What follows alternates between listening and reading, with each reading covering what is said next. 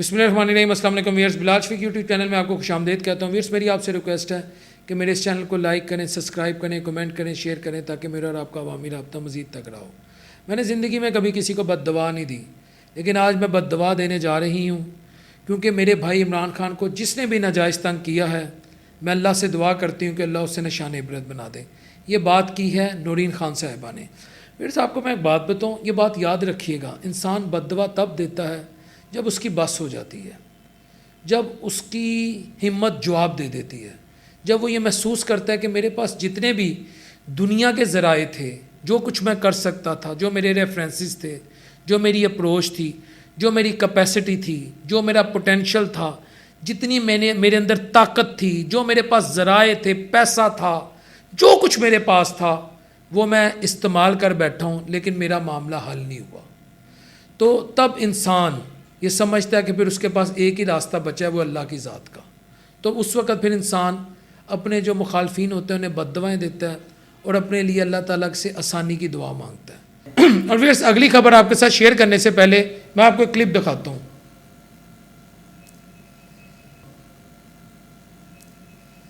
इस बेशरम और बेगैरत आदमी का नाम है नासिर वटू।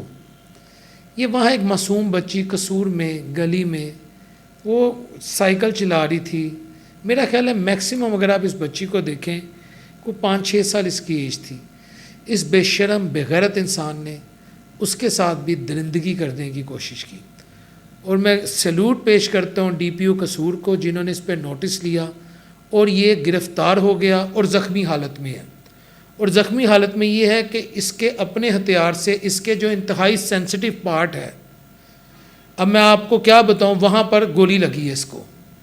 और मैं शुक्र अदा करता हूँ, मैं ये दुआ करता हूँ कि ये किसी काबिल ना रहे, ये किसी काबिल ना रहे।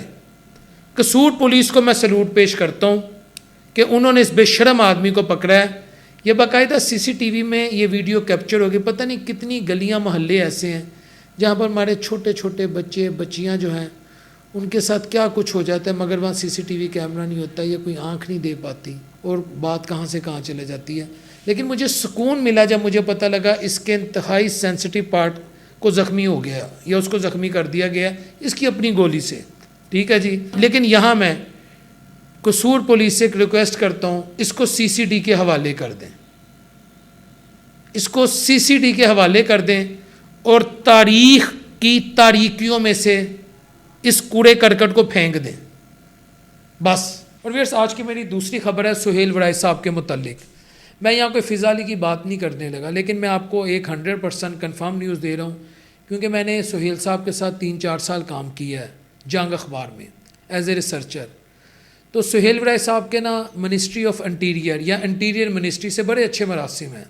और इंटीरियर मिनिस्ट्री वजारत दाखिला, आपके इल्म में होगा कि वो कितनी बाअसर है इस वक्त पाकिस्तान में, कितनी इन्फ्लुएंशियल है और उसका कितना तगड़ा नेटवर्क है। तो सुहेल वड़ाई साहब अगर कोई ख़बर देते हैं या कोई तहरीर लिखते हैं तो उसमें कहीं ना कहीं हमें लगता है कि बात ऐसी हुई है। आज उनकी कुछ स्टेटमेंट्स हमारी नज़रों से गुजरी हैं।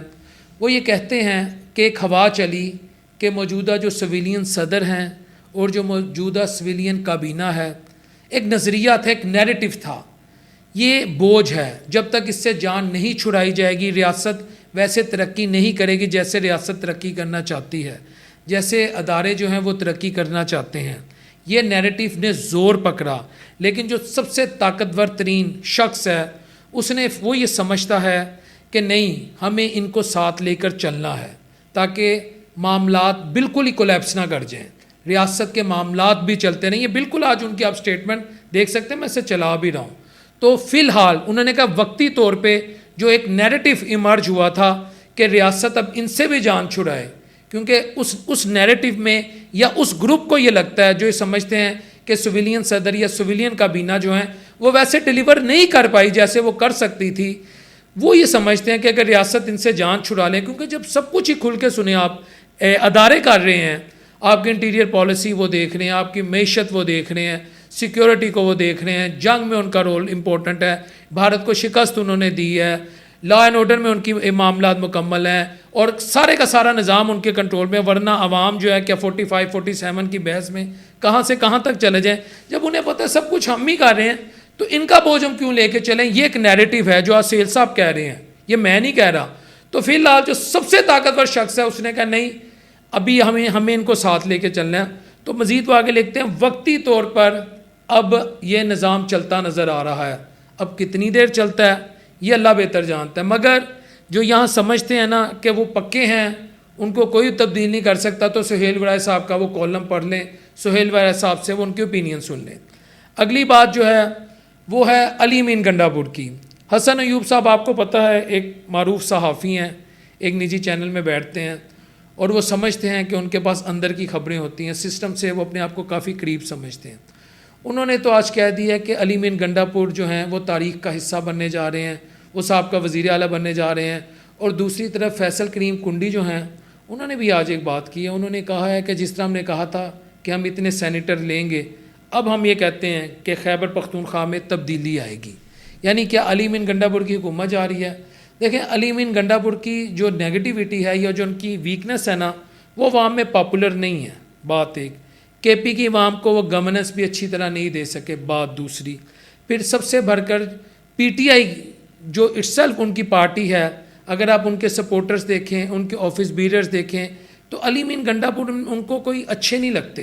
मैं खुल के आपको बता रहा हूँ, ना केपी की आवाम को, ना उमूमी तौर पे पाकिस्तान की आवाम को, ठीक है, ना पीटीआई के वर्कर्स को, ना पीटीआई को पार्टी को इटसेल्फ। आप देखें अक्सर जो उनके वर्कर हैं वो यही कहते हैं कि अली मीन गंडापुर हमें बीट्रे कर जाते हैं। 26 नवंबर हो या बहुत सारे ऐसे मौके हों, उन्होंने पिछके दोनों जानिब खेला है। अच्छा, अब अगर अली मीन गंडापुर की हुकूमत चले जाती है तो सवाल ये है कि उनका मुतबादल क्या है। पीएमएलएन कितनी पॉपुलर है, पीपल्स पार्टी कितनी पॉपुलर है, वो तो आपको फरवरी 2024 के इलेक्शन में पता लग गया। मौलाना फजलुर रहमान साहब कितने पॉपुलर हैं वो भी आपको पता लग गया। एएनपी हो जाए, मौलाना फजलुर रहमान हो जाए, जमात इस्लामी हो जाए, नून लीग हो जाए, पीपल्स पार्टी हो जाए, क्या ये सब मिल के केपी में हुकूमत बना सकती हैं? या वहाँ गवर्नर राज आ जाएगा, या वहाँ कोई ऐसा सिस्टम आ जाएगा जो लोगों के लिए काबिल कबूल होगा? बात यह है कि जब ये पार्टियां भी अवाम में मकबूल नहीं हैं तो अली मीन गंडापुर जितनी देर से वज़ीर आला हैं, मुझे तो लगता है इतना नुकसान पीटीआई को ना दारों ने पहुंचाया, ना नून लीग ने, ना किसी सियासी जमात ने पहुंचाया जितना अली मीन गंडापुर ने पहुंचाया। ये पीटीआई का वोट बैंक वहाँ ऐसे खा रहा है जैसे शुगर इंसान को खा जाती है। इसको हटाने का मतलब है एक ऐसे शख्स को पॉपुलर कर देना या एक ऐसी हुकूमत को पॉपुलर कर देना जो इस वक्त पीटीआई को नुकसान पहुँचा रही है। तो क्या इसकी हुकूमत को भेजने का फ़ायदा होगा? ये मेरा एनालिसिस है। मुझे लगता है जितनी देर अली मीन गंडापुर केपी में हुकूमत करेगा, खान का वोट बैंक गिरता जाएगा, लोग इससे मुतनफ़र होते जाएंगे, क्योंकि वो ड्यूअल पर्सनैलिटी के मालिक हैं और एक्सपोज भी हो चुके हैं। लेकिन ज़िद्दी इतने हैं, मैं उनको बेशरम नहीं कह सकता, ढीठ नहीं कह सकता, ऐसी गैर पार्लिमानी ज़बान का इस्तेमाल नहीं मैं कर सकता, लेकिन ज़िद्दी इतने हैं कि वो अभी भी डटे हुए हैं कि वो अपने आप को बड़ा कनिंग समझते हैं। तो अली मीन गंडापुर जाता है तो मेरा ख्याल है हुकूमत का नुकसान है।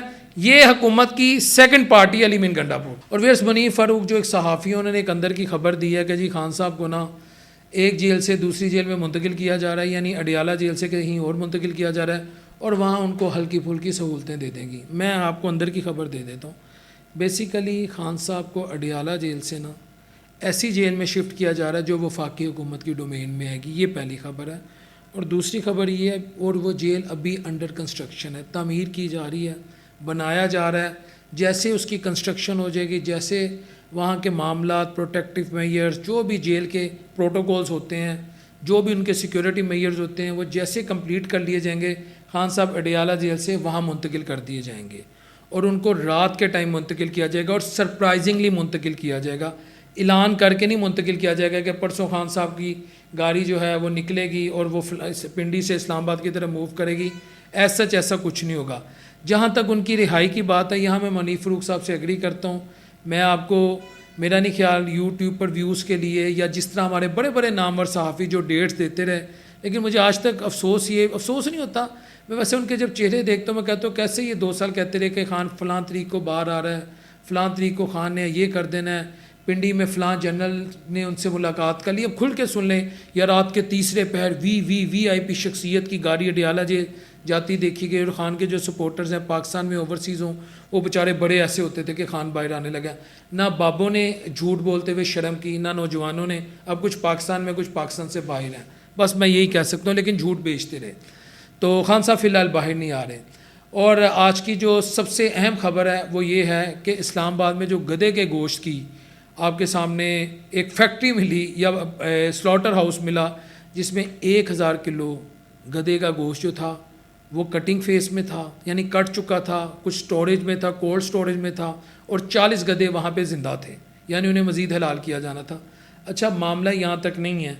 वो गोश्त जो डायरेक्टर फूड अथॉरिटी इस्लामाबाद हैं उन्होंने कहा वो दूसरे शहरों में भी मुंतकिल हो रहा है। अब यहाँ से अंदाज़ा लगाएं कि हलाल हराम में हम कितने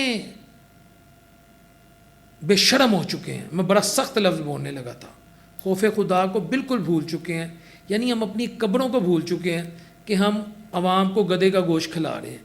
और तभी मैं माजरत के साथ एक आपको बात करूं, हमारे रवैयों में, हमारी हरकतों में, हमारे बोलने में, हमारी चाल में, ढाल में गधों वाली वो फील आती है। जो आप खाओगे ओबियसली उसके सिम्टम्स जाएंगे। मिन हैसुल कौम, कभी कहा जाता है जी कुत्ते का गोश्त खाया जा रहा है, कभी कहा जाता है गधे का गोश्त खाया जा रहा है, कभी कहा जाता है फलाना गोश्त खाया जा रहा है, मरी हुई मुर्गियों का गोश्त खाया जाता है। यानी हमारी खुराक हराम हो चुकी है। जब हम हराम खाएंगे तो हम कैसे हलाल काम कर सकते हैं? यानी मैं अल्लाह की कसम बाज़ों का सोचता हूँ कि हम मरने ही भूल गए हैं। हमारे अंदर शर्म हया ख़त्म हो चुकी है, हमारे अंदर कोई गैरत नाम की चीज़ नहीं है। और वीयर्स, हुकूमत इस वक्त बड़ा स्मार्टली प्ले कर रही है। अगर आप देखें NA 175 मुजफ्फरगढ़ जमशेद दस्ती फारग हो चुके हैं, NA 66 NA 66 अहमद चट्ठा, ये गालबन वज़ीराबाद वाली साइड आती है, इनको फारग कर दिया गया है। फिर PP 87 मियाँ वाली से मलक अहमद ख़ान बच्चर, ये जो पंजाब असम्बली में अपोजिशन के लीडर हैं, ये फारग कर दिए गए हैं। फिर हमाद अज़हर के वालिद मियाँ मोहम्मद अज़हर मरहूम, अल्लाह उनकी कब्र को नूर से मुनव्वर फरमाए, उनकी डेथ हुई है। यानी NA 129 ये लाहौर का हल्का है, तो वहाँ से वो सीट अल्टीमेटली खाली हो गई। अब ये 4-5 सीटों में दोबारा से ज़िमनी इंतखाबात होने जा रहे हैं। और आपको क्या लगता है कि PTI जो है वो नून लीग को या जो भी इनके मद्दे मुकाबिल सियासी जमातें इलेक्शन लड़ेगी, इनको शिकस्त दे सकती है? सवाल ही पैदा नहीं होता। मैं यहाँ फ्री एंड फेयर इलेक्शन की बात नहीं कर रहा, मैं फार्म 45-47 की बात नहीं कर रहा।